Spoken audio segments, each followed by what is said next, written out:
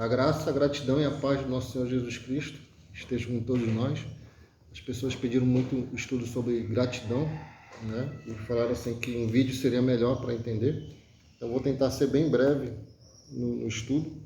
Eu vou ler aqui Lucas, capítulo 17, versículo 11, que ele fala da cura dos 10 leprosos. Eu vou utilizar aqui para a leitura a Bíblia judaica, né? E ela tem uns termos difíceis, mas eu vou traduzir tudo aqui para vocês não ficarem perdidos durante a leitura. A caminho de Jerusalém, que é Jerusalém, Yeshua passou pela fronteira entre Shorom e Gali, né? Yeshua é Jesus Cristo, Shorom é a Samaria e Gali é a Galileia. Ao entrar em uma aldeia, 10 homens afligidos com Tissarat, que é a lepra, o encontraram. Eles permaneceram à distância e gritaram: Yeshua, Rabi, né? Tenha piedade de nós. O trataram Jesus como um sacerdote. Ao vê-los, disse: vão e deixem os Kohanim examiná-los, né? Então, os Kohanim é a tradução para sacerdote e a Rabi é a tradução para mestre. Enquanto iam, foram purificados. Um deles, ao perceber que fora curado, voltou, louvando a Deus em alta voz, e se prostrou aos pés de Yeshua para lhe agradecer. Este era de Shorom, ou seja, Samaria. E Yeshua disse: não eram 10 os purificados? Onde estão os outros 9? Não se achou nenhum que voltasse e desse glória a Deus, a não ser este estrangeiro? E ao homem de Shorom, que é Samaria, disse: levante-se e vá, a sua confiança o salvou. Aqui é interessante essa tradução, que ela fala de confiança, né? Que é a parte interessante. E também fala de piedade, né? Aqui é o versículo 13 fala de piedade e também, em vez de falar da fé, fala de confiança. Então, a tradução da Bíblia judaica completa, né? Da nova versão para os judeus messiânicos, né? Que são os judeus que acreditam em Cristo, ela traz essa mensagem muito importante, que nós vemos que Cristo, ele faz uma cura progressiva, né? Uma cura imediata. Tanto que, ao vê-los, né? Que eles estão gritando, né? Uma coisa que é importante vocês entenderem é isso. Por que os leprosos não vieram até Jesus? Ah, não, eles falharam em alguma coisa? Não, eles fizeram exatamente o correto. Porque os leprosos, na época de Cristo, eles não eram tratados dentro da cidade. Nem eram tratados, na verdade, eram jogados para fora dos muros. Tanto que ele encontrou esse grupo de leprosos, 10 que andavam juntos, fora da cidade. Eles estavam no caminho, né, entre Samaria e Galiléia. Então, nesse caminho, eles encontraram os leprosos. Então, eles ficaram longe, exatamente para não contaminar ninguém, para não criar tumulto. Então, eles gritavam para chamar a atenção de Cristo. E Cristo ouvia, só que só falou com eles quando ele os viu. Então, quando ele viu, ele falou: vai se apresentar aos Kohanim, que é o sacerdote. E ali não foi a cura imediata. Nenhum deles estava curado. A Bíblia deixa bem claro que enquanto iam, eles foram curados. E aqui a parte mais interessante: um deles, ao perceber que estava curado, ou seja, ele não ficou olhando os outros que estavam curados. Isso que é interessante. Isso aqui fala de gratidão e fala de salvação, que a gratidão está ligada com a salvação. Então, ele olhou para si mesmo. O que isso quer dizer? O que é uma pessoa grata? A pessoa grata é aquela pessoa que ela não fica incomodada com o que os outros fazem. Ela está incomodada no que ela está fazendo. A salvação é individual. Eu não posso salvar ninguém. E eu não posso convencer ninguém do pecado. A Bíblia é bem clara. A Bíblia mostra que quem convence do pecado é o Espírito Santo. Eu posso argumentar. Se a pessoa aceitar, amém. Se não aceitar, amém. Somente. Eu não tenho que ficar julgando. Eu tenho que chegar e só falar a verdade. Mas julgar, se me preocupar, eu tenho que me preocupar com o julgamento de Cristo em relação ao meu, no último dia. Então eu tenho que olhar para mim mesmo. E foi isso que esse samaritano fez. E outra coisa para vocês entenderem o contexto: os samaritanos eram o povo do norte de Israel. Depois do rei Salomão, Israel foi dividido em 2 reinos: o reino do norte e o reino do sul. O reino do norte com 10 tribos e o reino do sul com 2 tribos, que era de Benjamim e Judá. Então, foi as tribos que mais permaneceram na tradição exatamente porque estavam cultuando ainda no templo. As tribos do norte começaram a cultuar bezerros de ouro e receberam a queda. Tanto que foi o primeiro a cair. O primeiro a cair foi o Israel, né? O reino do norte, que caiu e se misturou. E nessa mistura toda, eles erraram, né, a Torá. A Torá diz que eles não eram para se contaminar com os estrangeiros. E estavam todos contaminados. É por isso que os judeus, que eram que mantiveram a tradição, eles tinham preconceito com os samaritanos. Como se os samaritanos não fossem de Deus, porque eles foram contaminados, né?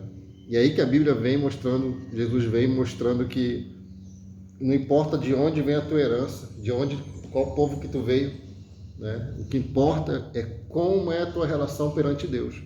Então os 10 tiveram relação perante Deus e com certeza alguns deles eram judeus. Os judeus foram lá agradecer o sacerdote e nem voltaram para Cristo. Os sacerdotes não fizeram nada por eles. Cristo fez e eles não foram agradecidos a Deus, que é o próprio Cristo que estava lá. E o samaritano, que é o que era dito o pecador, aquele que o pessoal, todo mundo queria distância, exatamente fez o que Deus pediu. E não é esse o único exemplo bíblico. Vários outros exemplos também falam sobre isso. Apresentar para vocês aqui outras Bíblias, que aqui é a Bíblia Peshitta, que é a tradução de Tomé, segundo a lenda, né? Que é uma tradução de Tomé lá para os povos orientais, que foi Tomé que foi pregar para lá. Inclusive foi morto lá pregando. E a tradução de Tomé, e essa que vocês mais conhecem, que é a ARC, Almeida Revista e Corrigida. Elas também falam a mesma situação sobre misericórdia, né? São duas Bíblias, aqui a judaica fala de piedade e essas duas falam sobre misericórdia. E uma coisa interessante aqui na tradução da King James, né? Que ela fala no final, né? Ela também fala sobre misericórdia, mas no final ela diz assim: ele disse, levanta-te e vai pelo teu caminho, a tua fé te curou, né? E aqui é uma coisa interessante, ele acrescenta, vai pelo teu caminho, né? Vai pelo teu caminho. As outras traduções falam que a fé te salvou, é uma tradução diferente, né? Então aqui a gente entende que a tradução da King James, ela fala, vai pelo teu caminho. O que ela quer dizer com isso? Ela quer dizer que os 10 tiveram um caminho, 9 por um lado e ele um caminho diferente, um caminho estreito, um caminho único, né? E ele voltou agradecendo a quem é digno de agradecimento, que é Cristo. Então, assim, as pessoas falarem agradeço primeiramente a Deus, está totalmente correto. Tem pessoas que nem citam Deus nos seus agradecimentos. Estão lá agradecendo sacerdotes que nada fizeram por elas, né? Ou elas não veem que Deus usa certas pessoas para abençoar ela. E depois as coisas começam a dar errado e as pessoas não entendem por quê, porque não são gratas, né? Aqui nós temos a tradução católica, muito bonita a tradução católica, gosto muito de ler. Aqui fala no versículo 13, tem compaixão. Aqui já a tradução é compaixão. Tanto ela como a Nova Almeida, né, atualizada, também diz compaixão. E também a Bíblia de Jerusalém também diz compaixão. A Bíblia de Jerusalém diz compaixão. E nós temos aqui a Bíblia Católica. A Bíblia Católica, o título dela, para isso, não é a cura dos 10 leprosos, é fé e gratidão. Eu gosto muito dessa tradução. Porque a fé e a gratidão estão intimamente ligados. Então, quando ele volta para Cristo e agradece, ele está mostrando que ele está grato a Deus. Grato pelo quê? Você pergunta. Por ser curado da lepra. Beleza, aqui entra o ponto que eu quero falar com vocês, né? Axa, a filha de Caleb, quando ela fez uma oração, ela pediu bênçãos muitíssimas. E a maioria das pessoas pensa que essas bênçãos são materiais. E as verdadeiras bênçãos são espirituais. E qual considera a mais importante bênção? A bênção da saúde, né? Aqui o mais importante para ele não era dinheiro, não era emprego, era ter saúde. E nós que temos saúde, às vezes somos ingratos a Deus, reclamando da vida, porque não conseguimos o que queremos, sendo que Deus nos dá o bem mais precioso de todos, que é a saúde, e que a gente renega. Isso é ingratidão. Tem uma história que é de John Wesley, que é do século XVIII. O pai dele, que é Samuel Wesley, a casa pegou fogo durante a noite, e eles tinham vários filhos, e o quarto que ficava o João era lá no final. Então, quando eles desceram, aí eles foram contar as crianças, aí viram que estava faltando o João. E a mãe tentou subir, o pai tentou subir, o pai tentou 2 vezes, queimou, não conseguiu, a mãe tentou 5 vezes. E aí já estava dando uma perdida quando eles começaram a ajoelhar e clamar a Deus, porque eles não conseguiam uma solução. E aí Deus moveu um grupo de vizinhos para ir ao redor da casa e viram a janela que estava o garoto. E aí, como eles não tinham escada próxima, eles fizeram uma escada humana e pegaram o garoto João, de 5 anos. Isso foi em 1708. E tiraram ele do fogo. Quando eles tiraram do fogo, conta a história que o teto caiu. E aí eles levaram a criança até o pai, e o pai e a mãe ficaram plenamente agradecidos, primeiramente a quem? A Deus, que usou os vizinhos, depois aos vizinhos. É essa a regra da gratidão. E não foi aí que terminou tudo, não. Aí que vem a principal oração, né, de gratidão. Foi quando o pai do João Wesley, o Samuel Wesley, chamou todos para agradecer, a casa pegando fogo, perderam tudo, chamou todos a agradecer a Deus. E na oração ele disse assim: deixem a casa arder, o que eu tenho é mais que suficiente. Ele estava feliz porque todos os filhos, a família dele estava viva.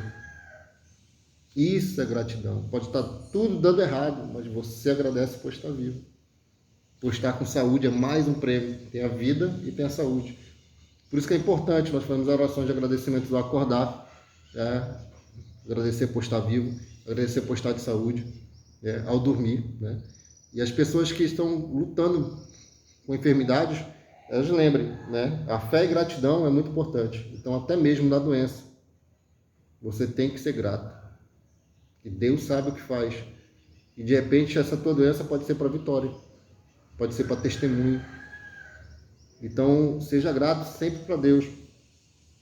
E aqui no versículo 19 diz: e disse ele, levanta-te e vá, sua fé o salvou. Ou seja, se você não for grato a Deus pelo que tem, você pode não ser salvo.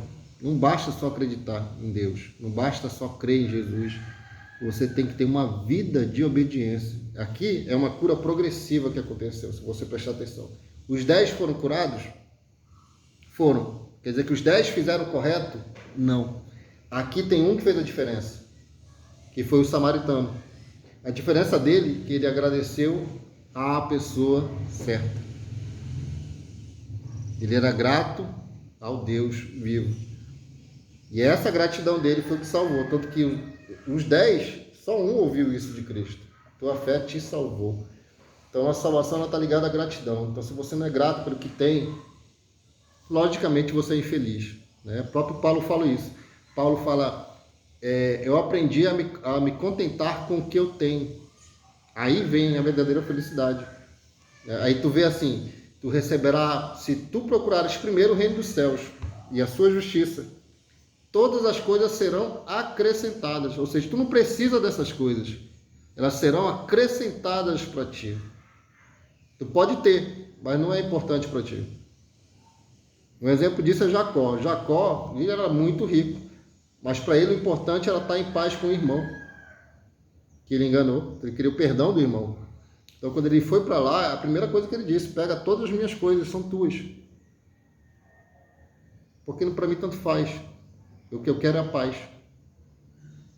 E, irmão, não, Deus também me abençoou. Fique com o que é teu, porque eu também sou rico. Né? Para você ver, quando as pessoas elas procuram Deus na humildade, elas são abençoadas. Que elas não têm ligação ao dinheiro, elas têm ligação a Deus. Elas não têm necessidade. É por isso que elas não são endividadas. Você vê muito situação de gratidão isso. A pessoa que ela é muito endividada é a pessoa que ela não está contente com o que tem. Ela quer sempre mais. E o dinheiro dela nunca dá para nada. É um saco furado. Onde coloca o dinheiro some. Por quê? Porque elas querem sempre ter uma coisa, tem um monte de coisa e não tem nada.